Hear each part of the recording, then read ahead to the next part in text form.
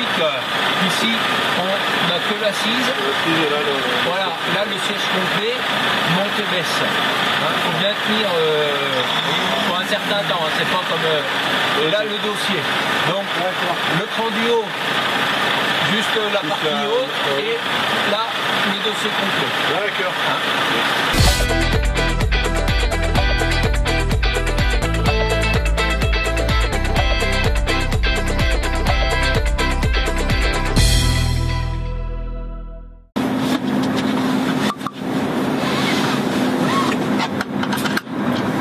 Le frein de parc, voilà, donc il se dessert soit automatiquement en mettant la marche avant ou la marche arrière, il se dessert aussi automatiquement sans forcer sur l'embrayage, hein, bien entendu. Sinon on peut le défaire manuellement en maintenant le pied sur le frein. Là, on suit, par contre nous on va à gauche, on va sur le parcours routier. D'accord.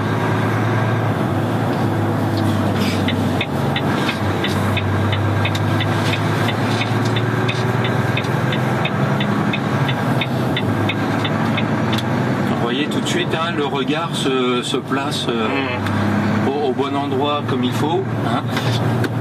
La visibilité qui a été augmentée quand même de façon importante. Ouais. Encore à gauche.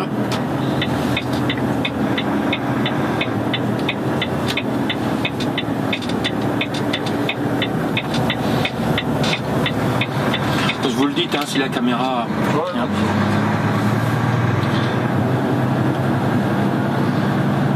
On est à bord, donc on retrouve quand même tout l'univers Volvo à bord. Hein. On n'est pas dépaysé par toutes les nouvelles fonctions qui sont aujourd'hui tout sur le volant au lieu d'être sur les leviers. Donc tout ce qui est commande de régulateur sur la gauche, tout ce qui est commande après du display sur la droite. Hein. Alors autant le display que tout ce qui est autoradio sur le deuxième écran. Autoradio, vidéo, enfin vidéo quand on parle de caméra embarquée, hein, bien entendu. Dynaflit pour les véhicules équipés et d'un module aussi cartographie pour ceux qui auront la fonction GPS.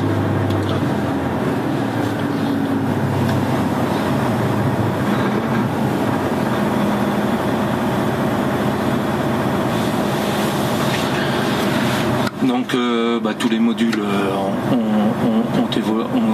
évolué en clarté au-dessus. Les coffres, alors on va pas ouvrir. On peut y mettre un accessoire comme le micro-ondes, ce qui permet d'avoir au niveau d'un micro-ondes pris comme ça là de série sur le véhicule, ça permet d'avoir surtout un blindage sur le circuit, pas d'avoir un bricolage. Hein, parce qu'un micro-ondes c'est quand même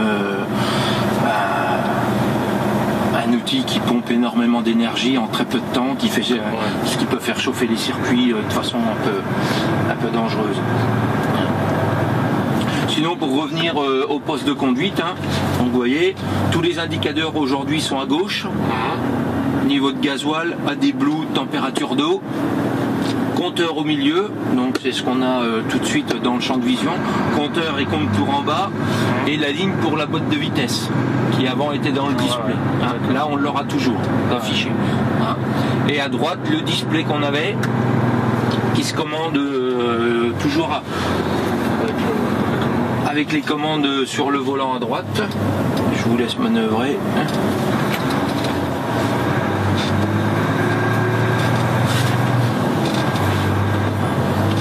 Et sinon, on a toutes les informations qu'on avait déjà sur l'ancien, hein,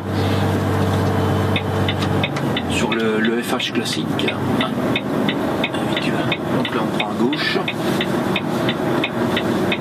Moi, c'est bon. Donc tout voilà, il y a tout le menu qu'on avait déjà sur le FH classique, plus le tachygraphe, hein, les taux de charge. Quand on a donc pour naviguer dedans, c'est pareil, c'est très simple. Hein. On sélectionne au milieu, avec le petit levier au milieu. On appuie dessus pour demander le menu et après on navigue moins plus. Voilà. Okay. Indicateur, et pour valider, on appuie. Et pour revenir en arrière, comme sur l'ancien levier, on appuie sur Escape. Tout simplement. Et on peut avoir toutes les informations de consommation, de temps de conduite. Vous faites quoi comme activité? Je fais du transport de matières dangereuses, mais en palette. D'accord. Des produits phytosanitaires. Tow cleaner, fourgon. Tow cleaner, fourgon. Chalon. À droite, direction Chalon.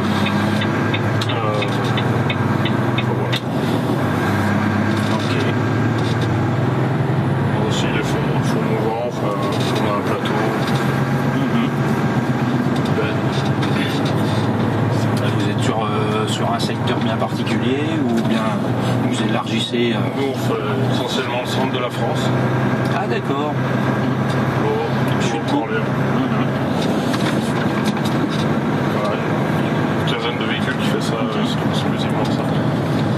Alors votre levier de ralentisseur, donc aujourd'hui, on va dire qu'il est dans l'ordre, donc la position 0 correspond au A automatique, donc il faut bien le remonter. Là vous voyez, vous êtes sur une position.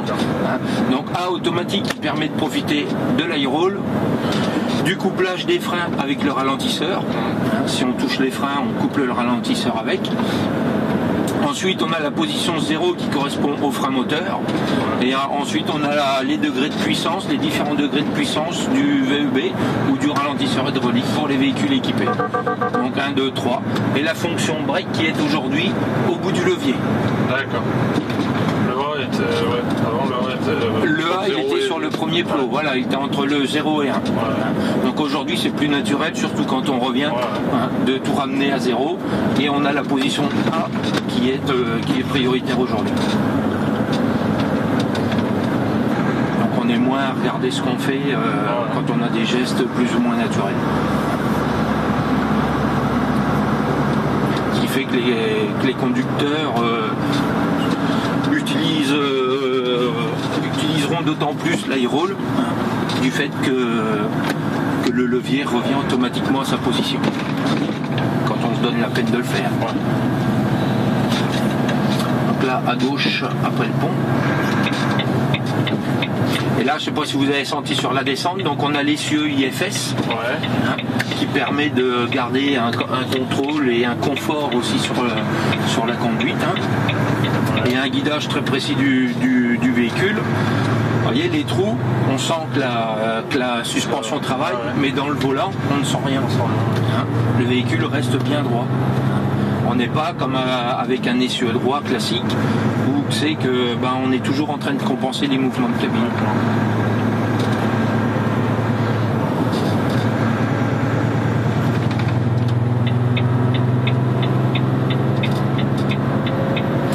Véhicule, on est sur un 540 chevaux D13, VEB+, chaîne cinématique, pont 1360 avec un ratio de 2,85 et des pneumatiques de 315-70 qui permet de bien faire toutes sortes d'activités dans toutes les régions. C'est un véhicule mixte qui permet d'être bon partout. En ayant justement des consommations décentes avec l'activité qu'on peut avoir. Qu'on soit à pleine charge ou même à vide, on est toujours sur une consommation bien optimisée par rapport à l'activité.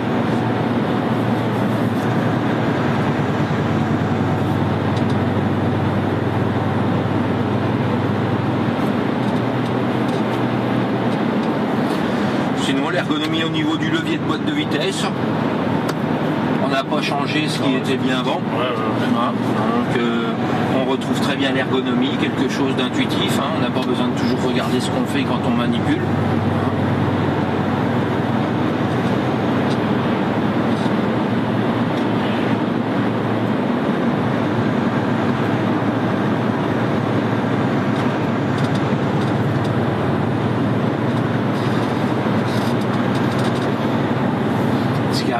c'est la clarté, l'espace intérieur, le silence de fonctionnement. Je ne sais pas si vous avez... c'est ce qui interpelle, le silence, et puis tout de suite la clarté, la visibilité. Donc ensuite, suivant la position du chauffeur, on a quand même une visibilité qui est bien meilleure, plus performante par rapport au FH classique. Et on n'a pas bougé du siège, on a toujours le regard fixé au bon endroit. On tourne la tête, clac, on est tout de suite sur le bon axe. On n'a pas besoin de bouger du siège, surtout sur l'arrivée des ronds-points. On a toujours l'œil vraiment au bon endroit.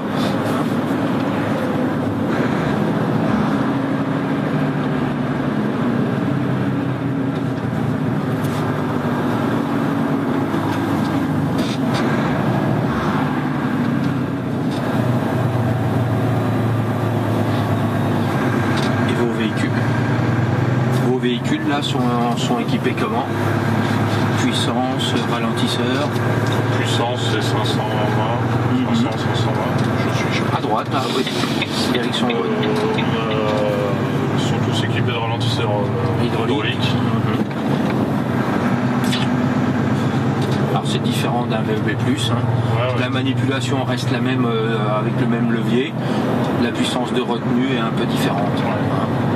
Là, on a un VEB+ sur un moteur D13 qui correspond à une puissance d'environ 510 chevaux. Donc, ce qui est déjà pas mal. Après, quand on anticipe correctement toutes ces phases de retenue, de ralentissement, un rond-point, l'arrivée sur n'importe quel obstacle, voilà, quand on anticipe, un VEB fait déjà très très bien son travail. Après, l'hydraulique, voilà, suivant l'activité, les régions exploitées, on peut en avoir l'utilité. Voilà. Donc là, on va exploiter la fonction IC. Donc c'est une amélioration du régulateur d'allure. Donc vous sélectionnez votre régulateur simplement par la touche ACC ou CC. CC c'est le régulateur classique, ACC c'est le véhicule, voilà, c'est le régulateur avec je vais pas le dire, avec le radar anti-rapprochement. On s'est compris. Donc ça permet justement d'avoir. Alors là, il n'est pas sélectionné.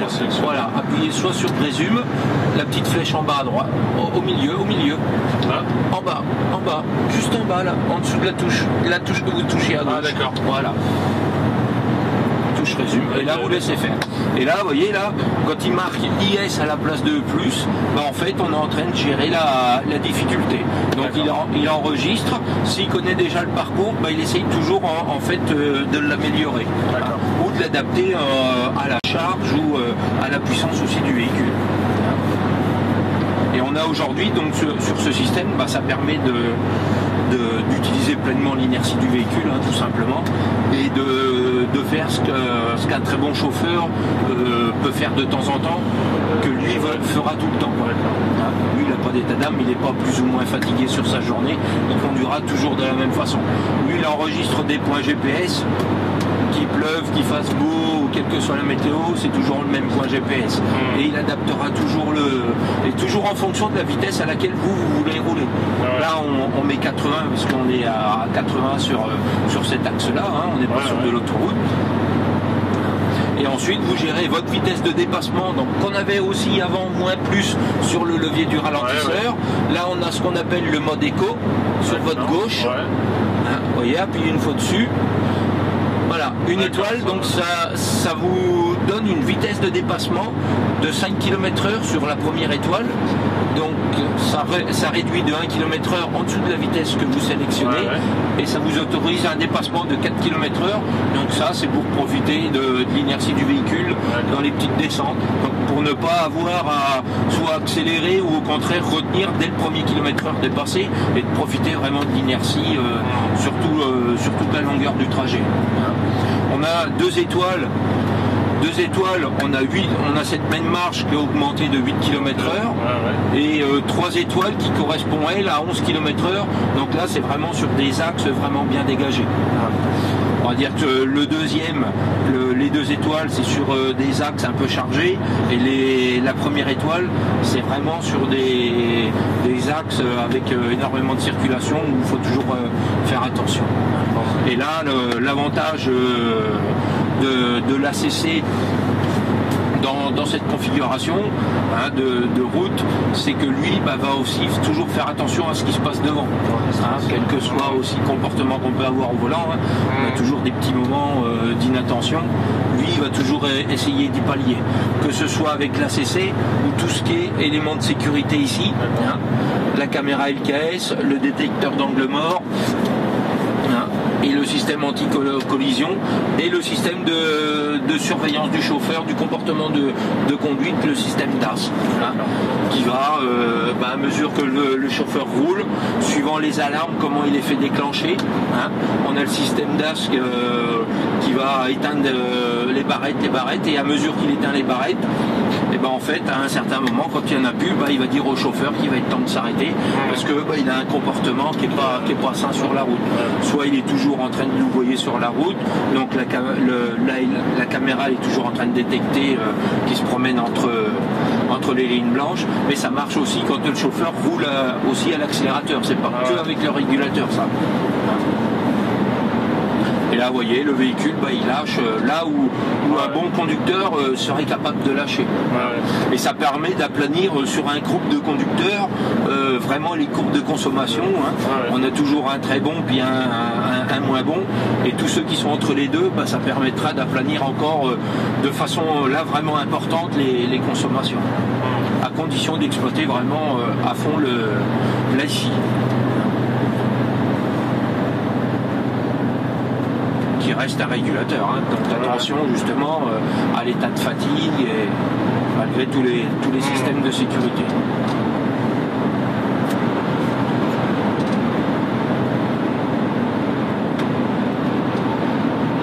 Et là au niveau du poste de conduite, vous trouvez comment?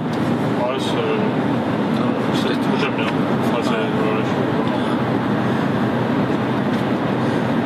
Les écrans, tout ça, comment on voit les infos. On a tout de suite l'œil sur le compteur ou la boîte de vitesse sur.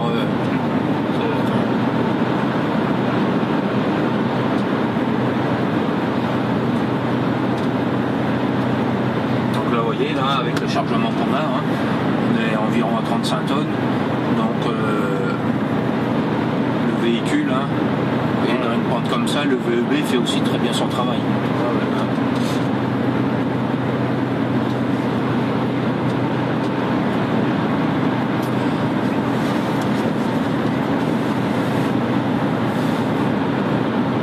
Alors ce qui est agréable aussi quand on manœuvre, c'est l'angle des portières aussi qui est plongeant, qui permet quand on manœuvre en ville d'avoir vraiment un angle de vision bien augmenté.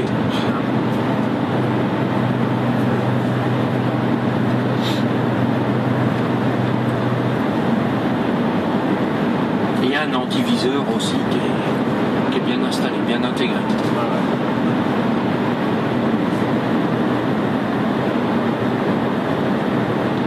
Et quelques petits rangements.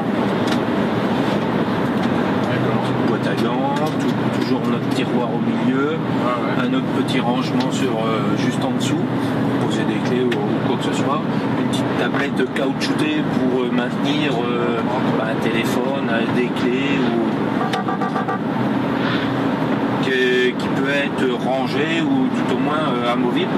Ça permet de dégager la tablette quand on a des dossiers à faire, les bons de commande ou je sais quoi d'autre. Comme aujourd'hui, on voit aussi les conducteurs qui mangent de plus en plus dans les véhicules. Ça permet d'avoir aussi quelque chose plutôt que de rajouter des planches en bois comme on voit des fois.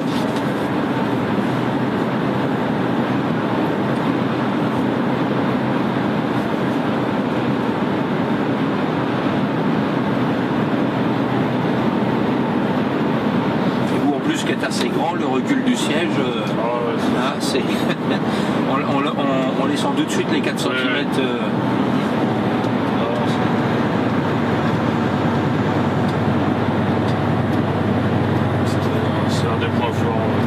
fort chez Volvo, ils vont garder encore mieux, améliorer. Ouais, voilà. Non,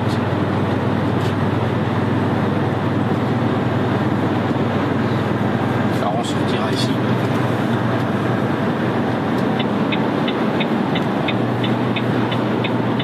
Alors pour couper le régulateur, voilà, hein, il y a juste soit à tirer notre VEB pour sortir, toucher les freins, suivant comme d'habitude. Alors on sort au rond-point gauche pour revenir sur nos pas. d'accord. Et c'est dans ces situations qu'on voit que voilà, l'angle de vision qui a été augmenté, on voit vraiment que c'est important.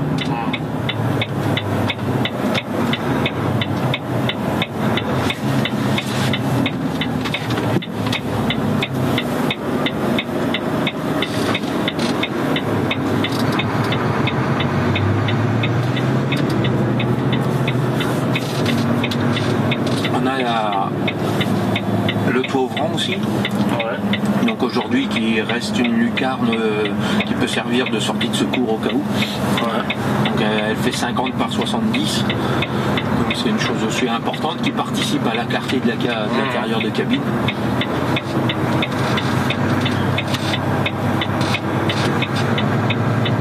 Pour ça, du coup, c'est sur toutes les cabines, elle va. Voilà, la lunette c'est sur toutes les cabines. Alors, Ouais. ce qui est en option après c'est la fonction toit ouvrant. Ouverture, d'accord.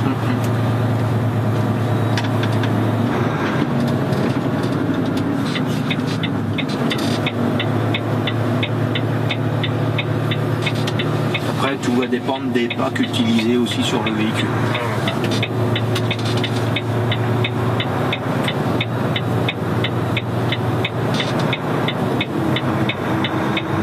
Alors je voyais que vous aviez un iPhone.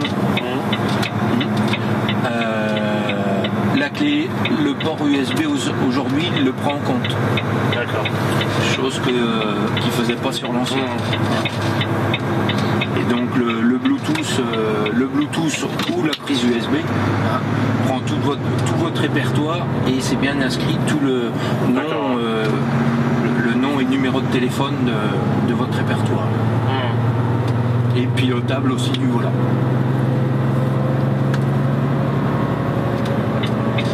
Enfin, le téléphone on peut le laisser poser dans la planche sans avoir utilisé. Ouais.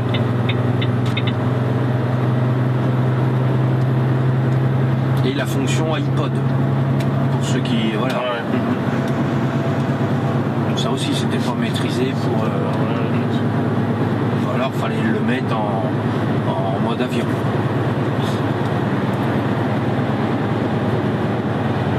On a dessus aussi équipé Light Parcool, donc une clim de jour Ouais. qui permet déjà de remplacer tous les systèmes qui étaient vendus en accessoires. Aujourd'hui, c'est monter un montage sur le véhicule. Il se sert du groupe de clim. C'est un moteur électrique, donc il n'y a pas besoin du moteur. Et il fonctionne avec une autonomie quand même assez importante. Et si on utilise beaucoup trop le système, qu'il a une consommation électrique trop importante, on est ça en plus d'une télé allumée ou des lumières ou quoi que ce soit d'autre, le véhicule va toujours garder en réserve une autonomie de batterie pour démarrer au moins une fois. Donc d'avoir ça d'allumé, si en plus on utilise le micro-ondes, on mangera la pizza froide.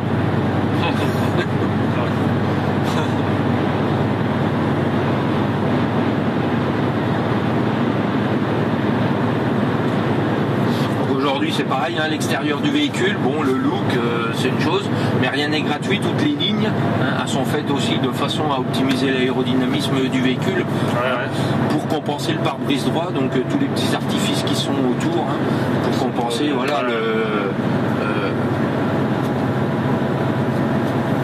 la prise au vent. On a aussi là, on a des petites ailettes qui sont assez discrètes là sur le montant à l'extérieur. Ça permet aussi de garder des vitres propres quand il pleut. On en a eu l'expérience cette semaine.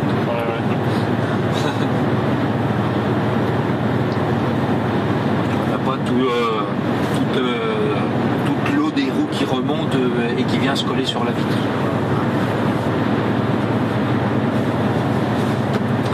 Les 4 rétroviseurs sont réglables aussi, indépendamment, électriquement.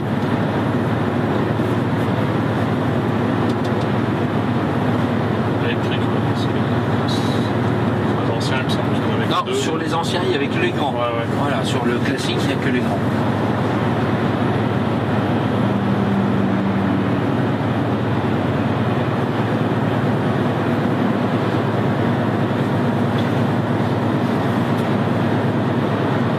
Donc là, vous voyez, comme on capte le véhicule devant, du coup, il ralentit. Donc si vous, donc là, on va rester à notre place, mais si vous voulez déboîter en conditions réelles, vous mettez votre clignotant, le camion va sortir du champ de vision et le véhicule va reprendre son rythme. Donc à chaque démarrage, la distance minimum équivaut à 2 secondes et demie. Et chaque intervalle après, c'est une demi-seconde. En fait, dans la législation, il n'y a pas de distance. Quand on regarde les textes de loi, c'est un temps qu'il y a, c'est pas une distance.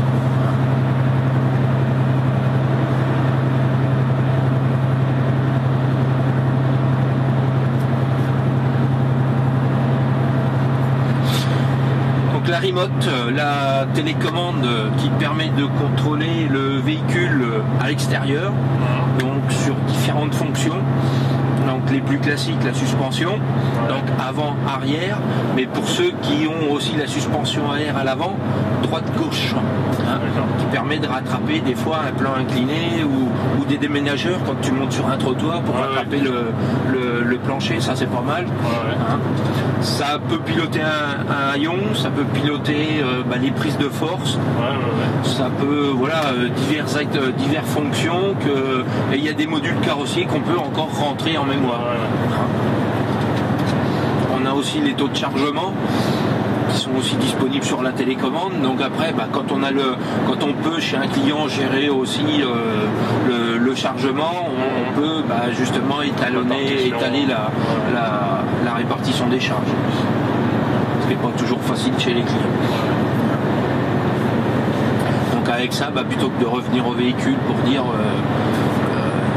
ou des gars qui chargent du vrac, ça permet d'avoir tout de suite le bon poids plutôt que de faire des allers-retours à la bascule par exemple. Ça par contre c'est un gros gain de gasoil, c'est une grosse économie. Quand on ne l'utilise pas, on voit pas trop l'utilité. Quelqu'un qui charge, alors en vrac on voit beaucoup la ferraille, c'est tout tracé, on fait un premier tour à la bascule, on en a trop ou pas assez et on retourne après au tas. Aujourd'hui ceux qui chargent en carrière, il y a des pesants sur tous les godets pratiquement. Encore faut-il qu'ils sachent s'en servir aussi.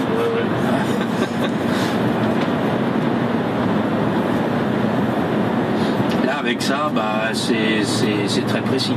On fait des céréales et c'est vrai que des fois on charge un silo. Oui, puis on charge au manomètre ou au chrono, suivant le boisseau. Puis suivant la densité après du grain, on a tout de suite une tonne ou deux de plus ou de moins que ce qu'on pense au départ. Il suffit que l'inclinaison soit un peu trop en arrière, et puis le manomètre, on a vite fait d'oublier 5 tonnes, ou de prendre 5 tonnes de trop. Là avec ça, il n'y a pas d'équipement spécifique, faut simplement avoir la suspension air et la suspension air aussi sur la remorque avec les boîtiers EBS, et ça prend la charge sur le capteur de suspension. Après, pareil pour l'essieu avant, donc là on est sur l'essieu IFS, donc il n'y a pas de problème pour la charge. Quand on a un essieu droit, suffit d'étalonner une fois l'essieu à vide et à charge pour que lui après il compense en fonction de ce qu'il aura sur le dos derrière. Donc ça c'est une petite manipulation à faire une première fois quand on a le véhicule. On étalonne le premier essieu et ça permet après toute l'année d'avoir son poids à peu près quand même assez juste.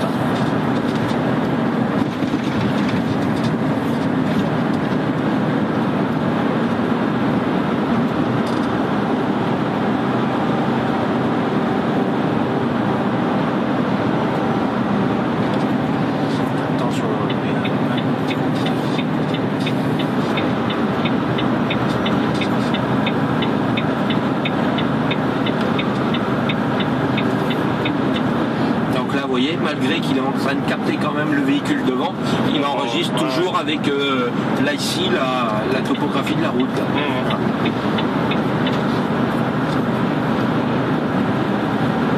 Et là il lâche à des endroits qu'un bon chauffeur ne va pas forcément...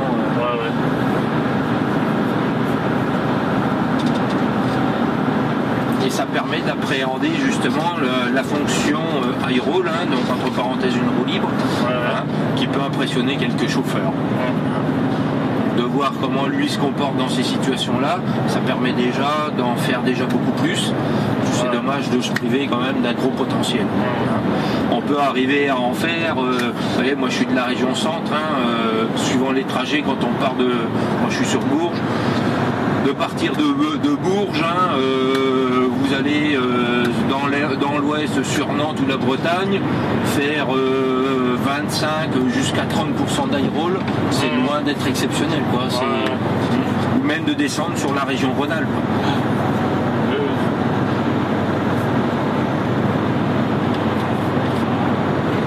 Et c'est toujours au bénéfice de la consommation.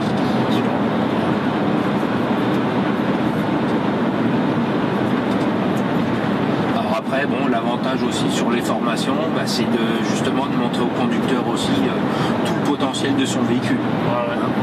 C'est pas toujours évident. On a tendance à conduire avec des habitudes qui sont plus ou moins bonnes, qui restent, et c'est pas évident de s'en apercevoir, pas déjà soi-même, qu'elle soit bonne ou mauvaise.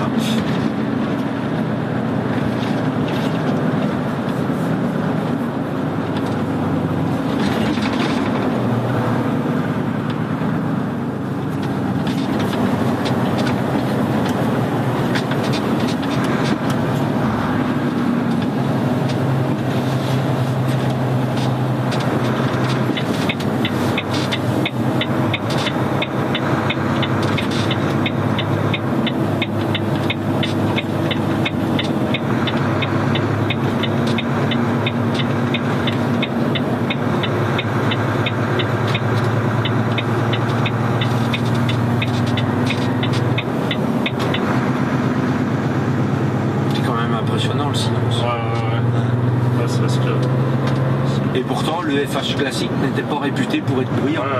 Et là on est vraiment encore une marche au-dessus.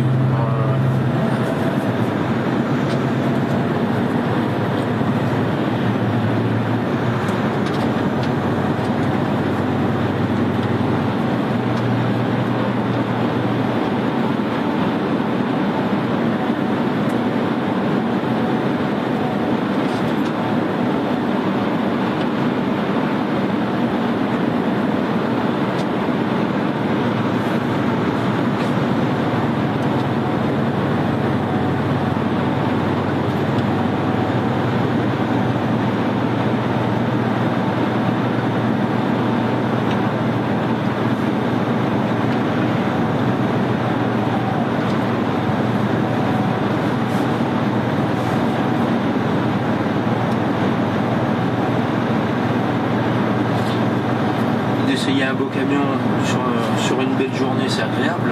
Oui, c'est sûr.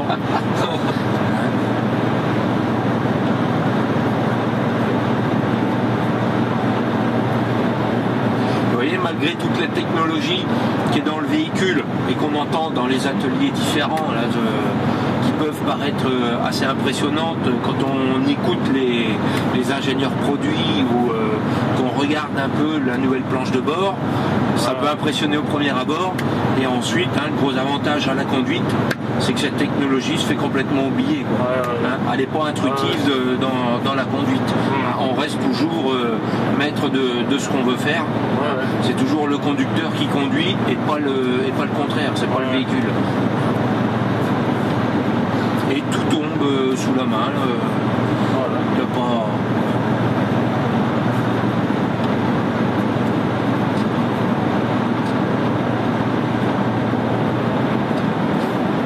Alors on va sortir ici. Oh non, continuez, pardon, oui. Je vois que les autres continuent.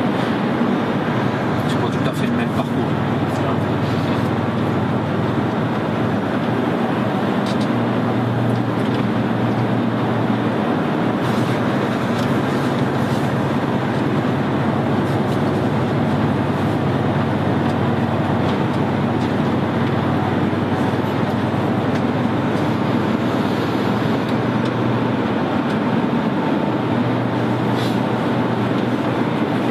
déjà sur des cabines Globe, Globe XL. Non.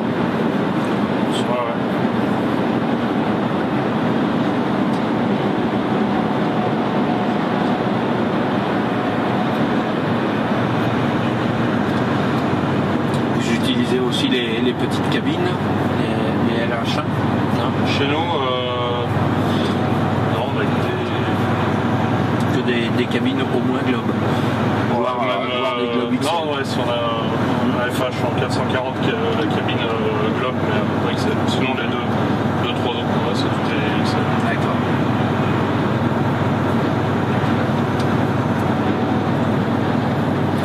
Après, quel que soit, c'est un peu juste là-haut. Quel que soit après, voilà, Globe ou Globe XL, on a 1 mètre cube de volume en plus. On a environ 300 litres de rangement supplémentaire, donc c'est tous les coffres. Là, on a notre glacière. Toujours il fait frigo. Là, on a le petit placard de rangement. Un petit support bouteille qui manquait pour les bouteilles d'1,5 litre. Sinon, là, des petits supports de canettes ou de petites bouteilles.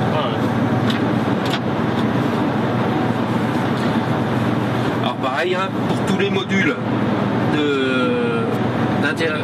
d'interrupteurs de commande, hein, s'ils gênent dans l'utilisation, ils peuvent être déplacés. Hein, donc on passe en atelier, on demande à ce que cet interrupteur-là, ce module-là, soit là pour être plus près, parce qu'on l'utilise plus souvent. On peut sans aucun problème.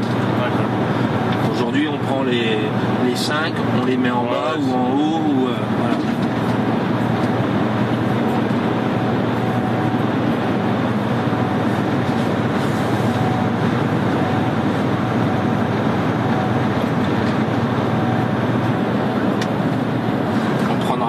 À droite.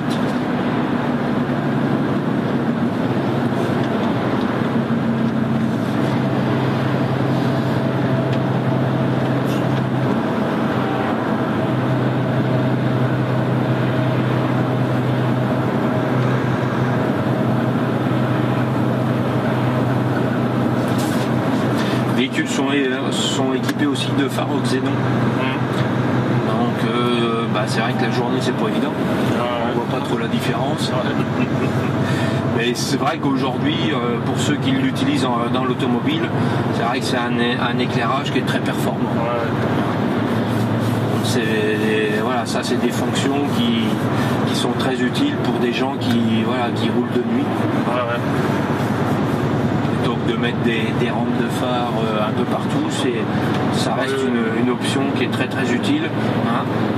Voilà, dans le confort de conduite, hein, et surtout dans la sécurité, puisqu'on a un éclairage qui est bien au-delà d'un éclairage en boule classique.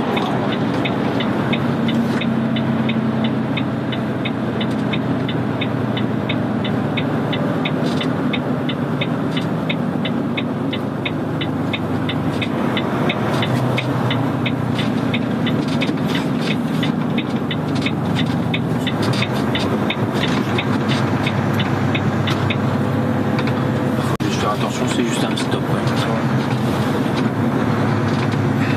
Oh, sinon, voilà.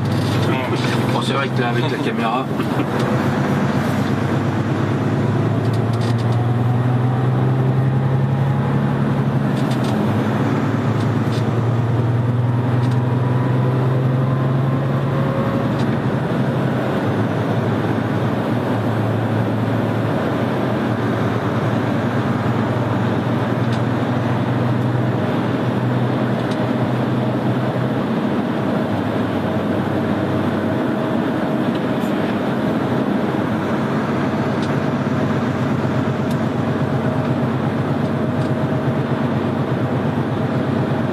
L'avantage d'avoir des grosses puissances aujourd'hui, c'est surtout d'avoir à éviter de l'exploiter. On travaille vraiment sur des valeurs les valeurs de couple qui sont très élevées à bas régime. Et c'est ce que la body shift fait vraiment au maximum. C'est pour ça qu'il faut faut arriver à faire abstraction de ce qu'on ferait nous dans les mêmes situations en boîte manuelle, qu'on n'est pas justement à aller chercher des rapports qu'il n'y a pas besoin. Lui, le véhicule, il connaît bien ses plages de puissance et de couple, et quand on roule sur les plages optimum, voilà. Je pense que là, n'importe qui aura un changement de... Oui, beaucoup, ouais, voilà, surtout par rapport au bruit entendu, pas vraiment à la sensation de conduite, mais surtout au bruit. Alors qu'il n'y a pas lieu. Alors qu'il n'y a pas lieu, parce qu'il emmène très bien. La seule chose qu'il faut faire avec ce genre de boîte, voilà, c'est vraiment être ferme avec ce qu'on demande. Il ne faut pas essayer de passer ou de rétrograder les rapports avec l'accélérateur. Il faut bien être ferme avec ce qu'on demande. 10, 20, 30% de la pédale, même des fois un peu plus, suivant la difficulté qui se présente devant nous, mais bien être ferme avec notre position. Et le véhicule, du coup, même s'il prend, surtout sur les premiers rapports, des fois il peut prendre des plages de régime élevé, ce qui impressionne beaucoup de chauffeurs qui font qu'ils lâchent l'accélérateur. Là, non, le camion va chercher de l'allonge moteur, va pas chercher de... Et cette allonge-là lui sert à passer les 2 ou 3 rapports suivants.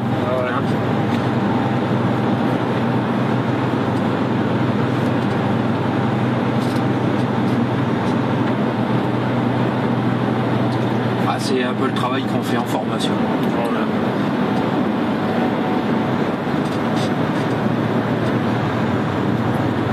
On travaille vraiment sur l'optimisation du matériel, la vitesse, tout ça. Bon, ça reste. Le chauffeur c'est son permis. Bon, après, nous, en étant à côté, on fait en sorte de rester quand même dans des mesures largement raisonnables. À respecter quand même un minimum la réglementation. Rouler vite ne fait pas forcément gagner du temps. Voilà, la route, c'est pas une science exacte.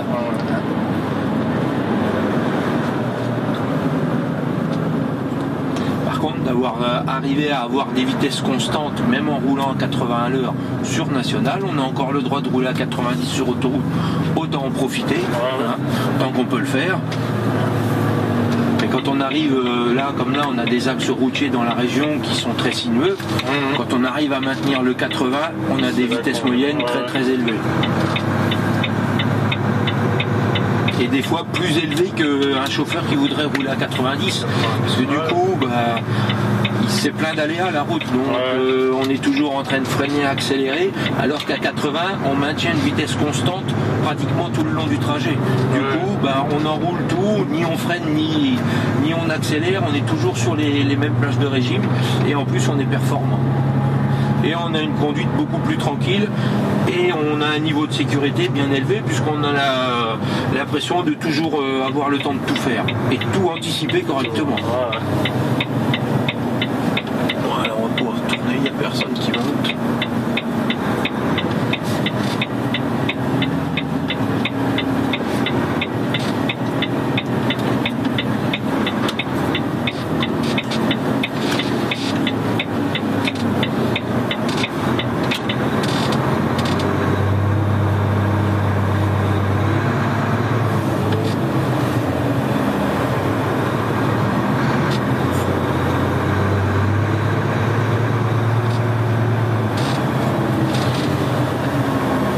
C'est serré.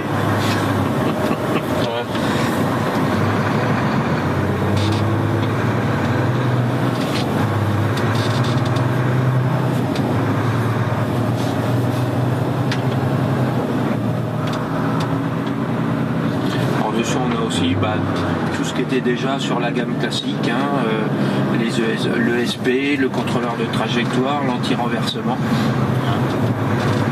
Ça reste d'actualité, bien entendu. Et de disponible, toujours là, le colloque. Ah, c'est ce qui est... Voilà. Donc ça, à chaque démarrage, on souffle dedans pour déverrouiller l'antidémarrage.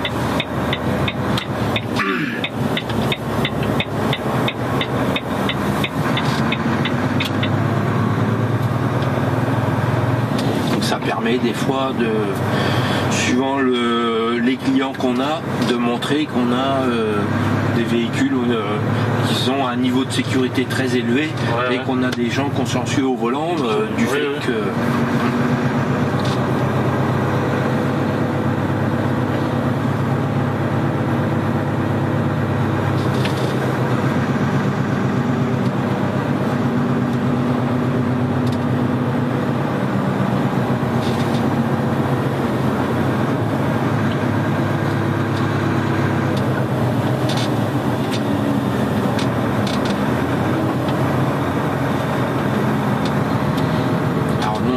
sur la droite, juste au niveau de la toile d'autoroute.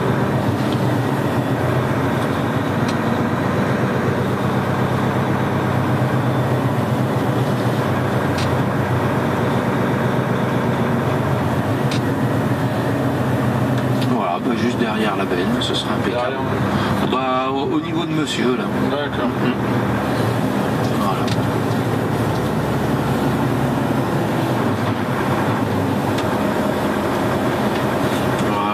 Impeccable.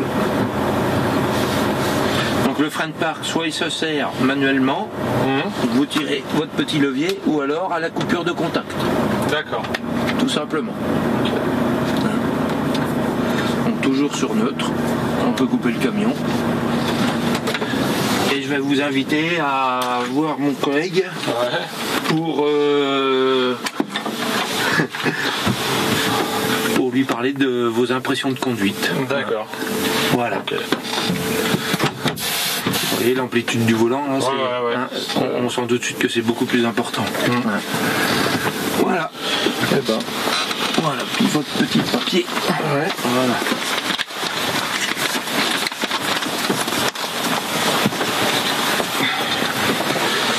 Merci. Je descends les go.